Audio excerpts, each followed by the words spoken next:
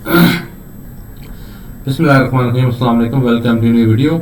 आज संडे 4 मई को वीडियो बन रही है और लेट्स हैव अ लुक के इस वीक के अंदर क्लोजिंग के बाद करंटली स्टॉक की क्या पोजीशन है, और इसके लिए ताकि कल जो मंडे से न्यू वीक स्टार्ट होता है, न्यू पोजीशन हमने लेनी है, तो उसके बारे से थोड़ी सी इनपुट आपको प्रोवाइड कर सकूं। बाकी it's not exact financial advice, आपने अपने अदर कंसल्टेंट्स या ब्रोकर है जिसके साथ भी कंसल्ट करते हैं या खुद करते हैं, तो अपना डिसीजन आपने खुद करना है। बट जस्ट थोड़ी सी एक इनपुट है, उसको अब और 30 कंपनीज हमने सेलेक्ट की हैं और कोशिश मैं करता हूँ कि अच्छी कंपनीज हो, और मोस्टली KMI 30 इंडेक्स की कंपनीज हैं।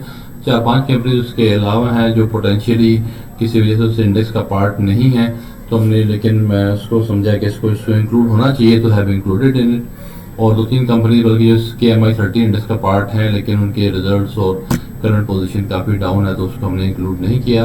और ये अभी इनका 1 to 30 अल्फ़ाबेटिकली ऑर्डर है और टोटल 30 कंपनीज हैं।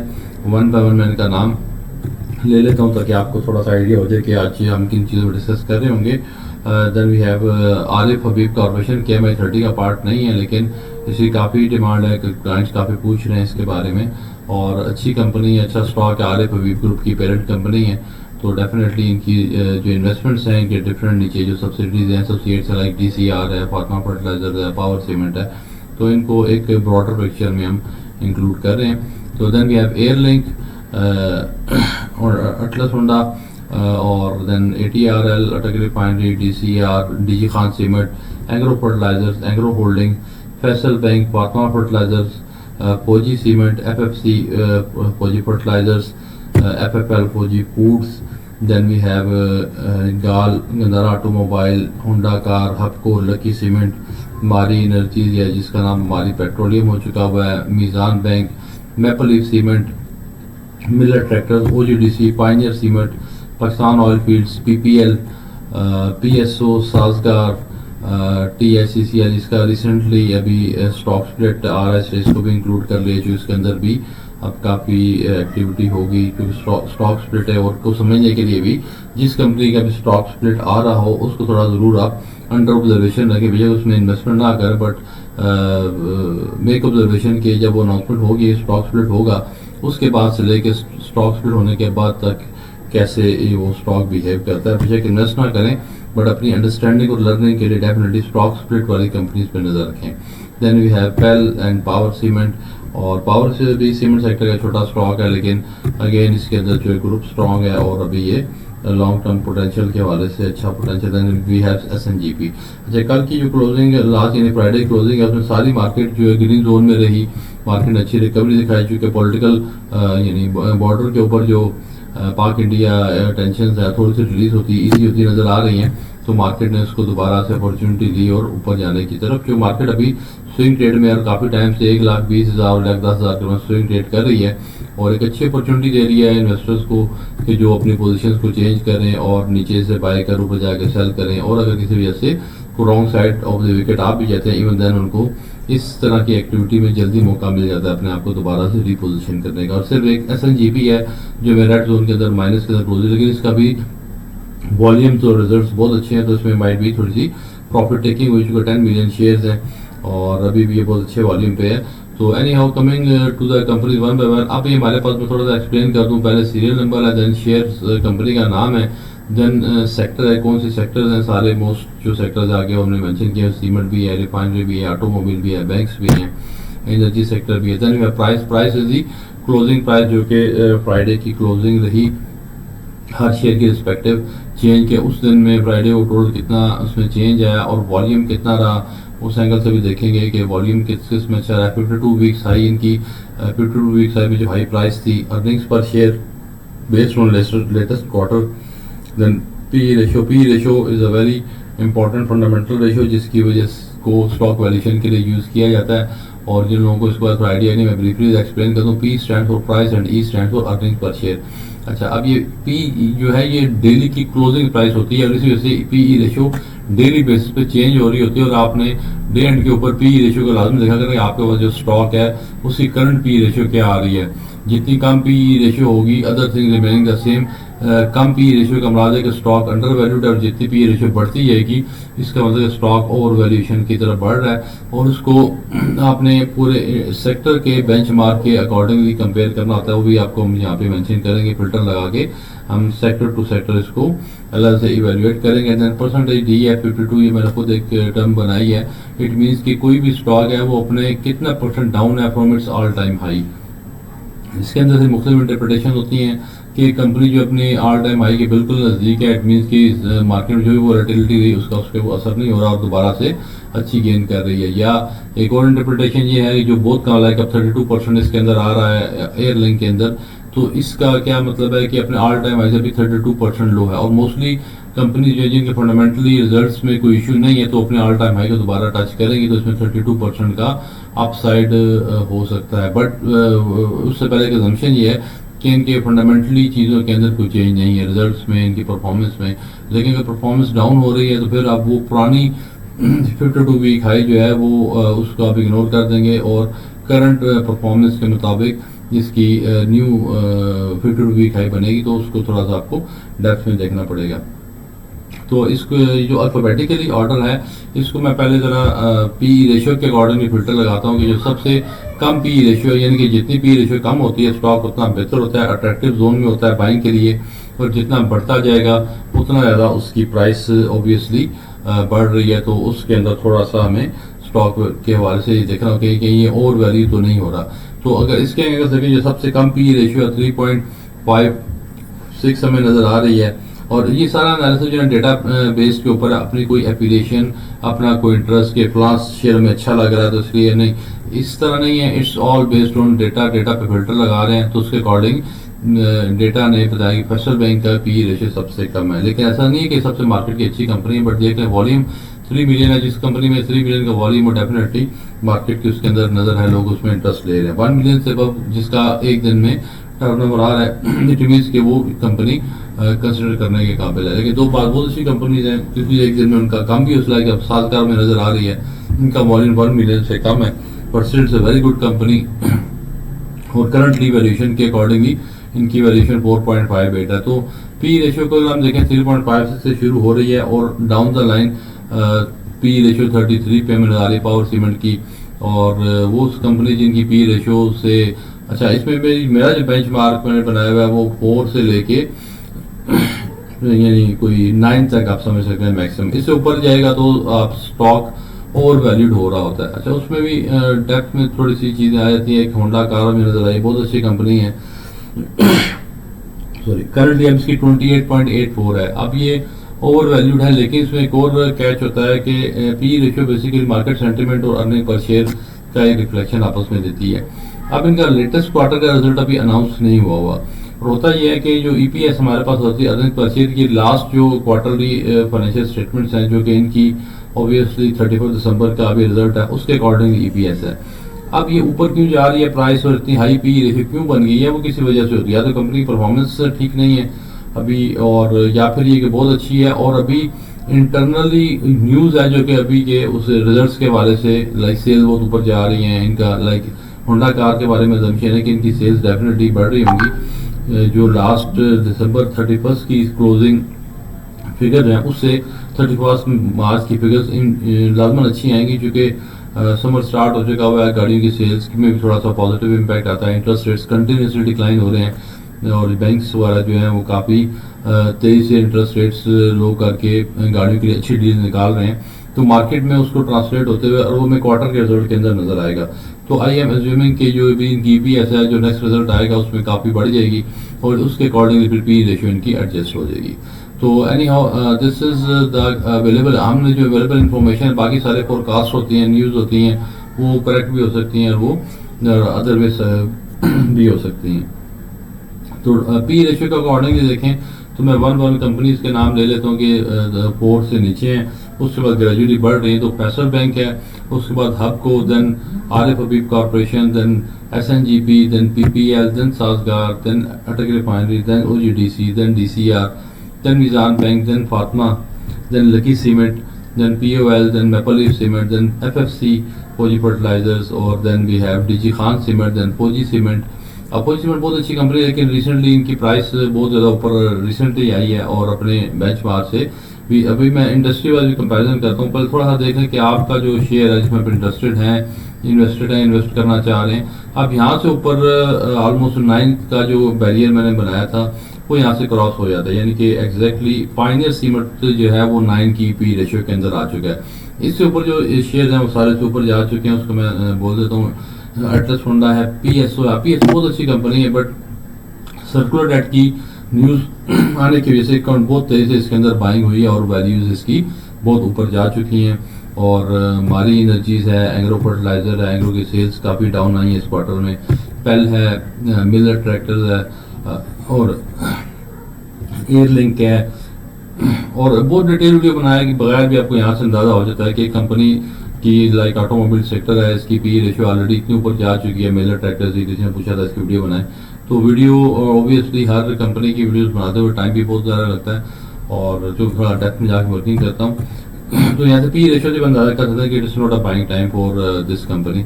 तो एयरलिंक है, आईटी कंपनी है, बहुत ऊपर जा चुकी है पी रेशियो।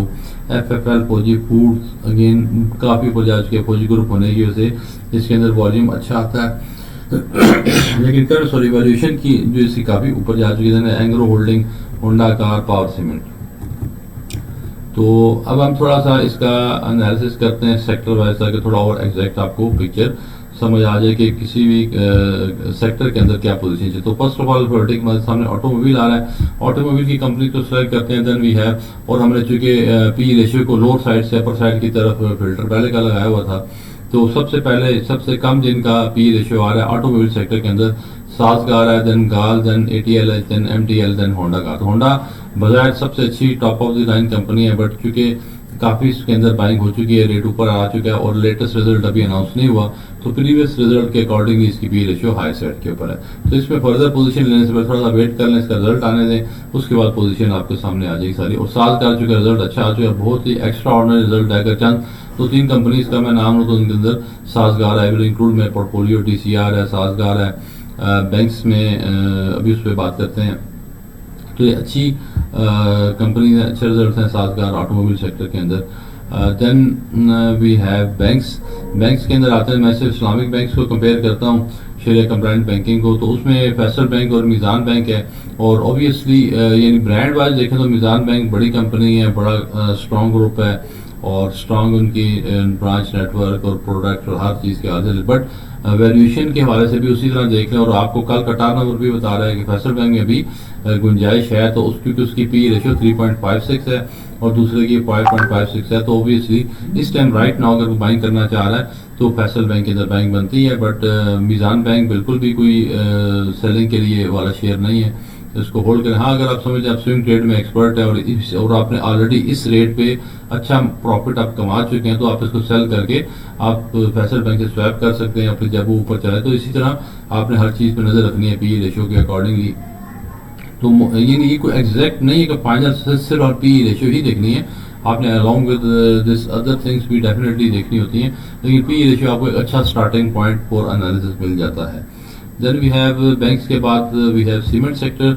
सीमेंट सेक्टर की भी अब काफ़ी अच्छी कंपनीज हैं सारी, अभी और कंपनीज भी इंक्लूड हो सकती हैं, लेकिन चूंकि वो एक लिमिटेड टाइम फ्रेम के अंदर वीडियोस भी फिर मैं साथ साथ बना रहा होता हूँ। तो लकी सीमेंट अभी टॉप ऑफ द लाइन है। लकी का चूंकि स्टॉक स्प्लिट भी आया है और साइकोलॉजिकली भी अजम्पशन ये है कि लोग जिन्होंने स्टॉक स्प्लिट से पहले उस शेयर को लाइक 1750 इसका हाई था, अभी को 350 पे गालिबन ये ओपन हुआ था, तो दोबारा 375 को हाई बनाया और अभी 336 फिर अभी इसके अंदर वॉल्यूम है और वॉल्यूम भी आपको नज़र आ रहा है 4.55 का, तो अभी इसके अंदर पोटेंशियल है। और मेरी जम्पशन है कि अपने प्रीवियस ऑल टाइम हाई को क्रॉस करके ये 400 को कुछ जल्दी टच करना चाहिए।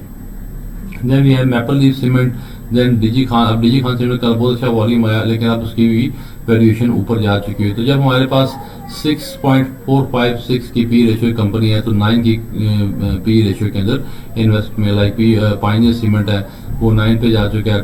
और ये THCL टाटा सीमेंट को इसलिए इंक्लूड किया कि इनकी स्टॉक स्प्लिट इनका भी आ रहा है, तो अभी ये 19.194 की प्राइस है। तो इसको आप अंडर ऑब्जर्वेशन रखें कि इसके अंदर क्या इम्पैक्ट आता है। दो कि अभी ये थोड़ी सी और प्राइस है पी रेशियो के अकॉर्डिंगली, बट इसको अंडर ऑब्जर्वेशन रखें कि स्टॉक स्प्लिट की अनाउंसमेंट का इसके ऊपर क्या असर होता है। Then we have Pioneer Cement और सबसे आखिर में पावर से। पावर सीमेंट का सीन है कि इनका पी रेशियो तो किसी भी बात से कंपेरेबल जोन में नहीं है, but it's a new comparatively ऊपर आ रही है और आरिफ हबीब ग्रुप है और मैं एज्यूम कर कि लॉन्ग टर्म लेके शेयर को थोड़ा भूल जाना है तो उस लिए सीमेंट सेक्टर के अंदर चूंकि ये ग्रोथ स्टॉक है, ये करंट जो है ना वैल्यूएशन के हवाले से बहुत नीचे, लेकिन लॉन्ग टर्म में इसका जो ग्रोथ स्टॉक का ये होता है कि जब वो बढ़ता है तो उसके अंदर जो इंक्रीमेंटल ग्रोथ है वो डेफिनेटली जो स्टेबल कंपनीज ब्लू चिप्स होती हैं उनसे ज़्यादा होती है। और तो ऐसा शेयर अगर जो 10 रुपए की प्राइस से ऊपर आ चुका हुआ है, ग्रुप अच्छा है, वॉल्यूम देखें इसके अंदर चंद चीज़ें हैं। पावर सीमेंट के आरिफ हबीब ग्रुप है, ठीक है, प्राइस इसकी 10 रुपए से इनके अपने बेसिक से पावर वैल्यू से ऊपर आ चुकी हुई है और अर्निंग पर शेयर है माइनस में भी नहीं होनी चाहिए कि लॉस में कंपनी हो। Earning per share latest quarter की अच्छी आई हैं, गालिबन 0.2 से 0.4 के ऊपर आ गया है, इनके डबल ऑलमोस्ट हो गया, थोड़ा टाइम लगेगा और इम्प्रूव हो जाएगी। और वॉल्यूम चेक कर लें 7.2 मिलियन का वॉल्यूम है, लेकिन करंट पी रेशियो के मुताबिक शॉर्ट टर्म के अंदर तो नहीं है, लेकिन लॉन्ग टर्म में आई होप कि अच्छा स्क्रिप्ट बन सकता है। और इसकी रिक्वायरमेंट कंपनीज के इसको भी थोड़ा सा इंक्लूड करें और इसके ऊपर थोड़ा सा इंटरप्रिटेशन दें। Then we have energy sector. Energy sector के अंदर जो सारी top of the line blue chips हैं, हबको से लेके मारी तक, Hubco, SNGP, PPL, OGDC, POL, PSO, Mari, सभी बड़े नाम हैं। लेकिन पी रेशियो हमने डेटा को दे तो डेटा हमारा ये बता रहा है कि हब को जो है Hub power is top of the line है। Then we have SNGP. SNGP का रिसेंटली रिजल्ट है, बहुत ही एक्स्ट्राऑर्डिनरी रिजल्ट है और लेकिन वो 2024 का रिजल्ट है, 25 का भी नहीं है, लेकिन सर्कुलर डेट के इश्यूज की वजह से और कुछ इन्होंने अपनी जो मैंने इनकी बैलेंस शीट को स्टडी किया और इनकम स्टेटमेंट को, इन्होंने अपने अंदर कुछ मैनेजमेंट के अंदर ऐसी स्ट्रेटेजिकली चेंजेस की हैं और गवर्नमेंट ऑफ पाकिस्तान ने गैस के रेट्स भी बढ़ाए हैं। और एसएनजीपी एज यू नो, और मैं खुद रावलपिंडी बेस्ड हूँ, तो नॉर्थ के अंदर सारा गैस सप्लाई के लिए they have the monopoly. Price का इशू कोई नहीं है, जितना बिल आए हमने बिल पे करना ही करना है। तो इट्स वेरी रेयर के मार्केट के अंदर आप अकेले ही बादशाह हो, आपका कोई कंपैरिजन नहीं है। अब कंपैरेटिवली आप लोग सोलर पे या और प्राइवेट जिस पे एलएनजी वगैरह पे स्विच कर रहे हैं, लेकिन वो प्रैक्टिकल नहीं है, इतना फिजिबल नहीं है।